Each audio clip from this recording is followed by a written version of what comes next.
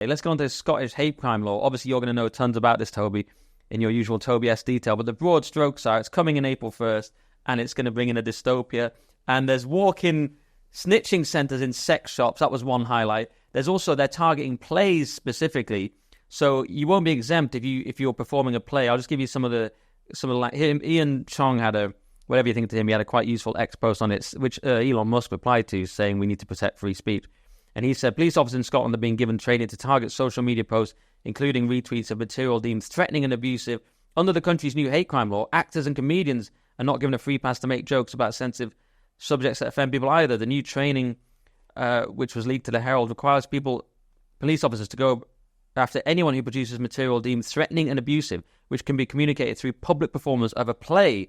So, Edinburgh Fringe is in trouble, comedians are in trouble, and there's way more to it than that. And I'll just quickly add as well, this extremely ridiculous thing, the hate monster, which we covered on GB. This is the kind of friendly face of Scottish authoritarianism. Have you met the hate monster? And he's a weird little guy who looks a bit like Harry's pepperoni. Yeah, or he looks like Pound Shop, the Cookie Sesame Monster. Street. Yeah. But he's the hate monster. And it says the hate monster represents that feeling that some people get when they're frustrated and angry and take it out on others because they feel like they need to show they're better than them. In other words, they commit a hate crime.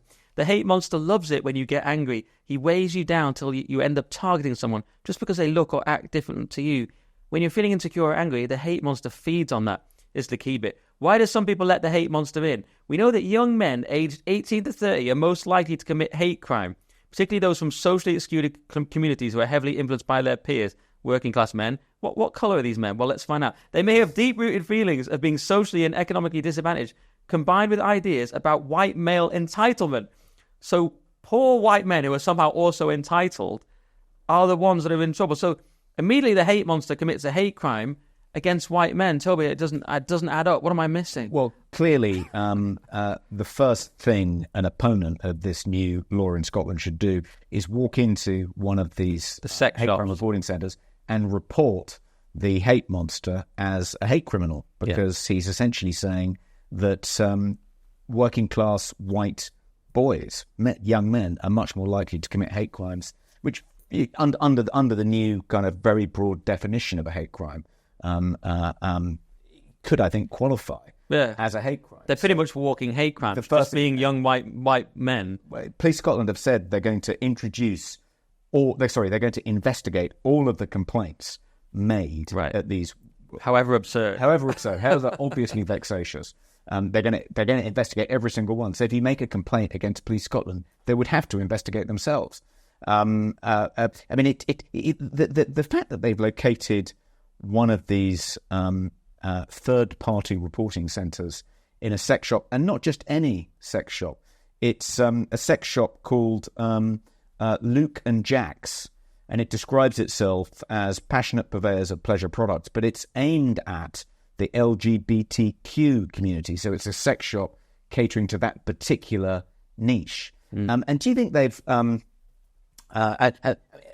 which suggests that some it's not an oversight. Some deliberation has taken place here. They think, well, if this shop is frequented by members of the LGBT community looking to buy sex products, then it's quite a convenient place to put a hate crime reporting centre, because they're more likely to be the victims of hate crimes than while they're there. You get your dildo, stick in a hate complaint, boom, two birds with one stone. What's unclear to me is whether you'll be expected to report the hate crimes to the people actually working behind the counter in the shop, or whether there'll be other third-party kind of officials who'll be who are employed just to record the hate crime reports. Do you think you go into the back like the old days, like you go into a little booth at about just come to report a hate crime, and you just kind of whisper it, and they go, in the back, sir, and you go through, and you're in it, a little curtain comes across, and you report your hate crime in a booth. Whereas obviously out in front, you can just openly do anything you want, because we're in the culture we're in now. Was it a hate crime? So A sort of old Kingsley Amis sort of thing, just in there, just men in overcoats, just report a hate crime. I don't know. That's weird, isn't it? Come for the sex toys, stay for the hate crime. It's reporting. I don't know. I think this is.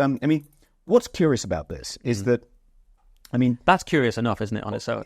It's curious. But one thing that really struck me is that, Scotland's Hate Crime and Public Order Act is an unbelievably puritanical piece of legislation. It's designed to cleanse Scotland of people who don't conform to kind of contemporary quasi-religious woke dogma. I mean, it's worse than, the Kirk was, more puritanical, more judgy.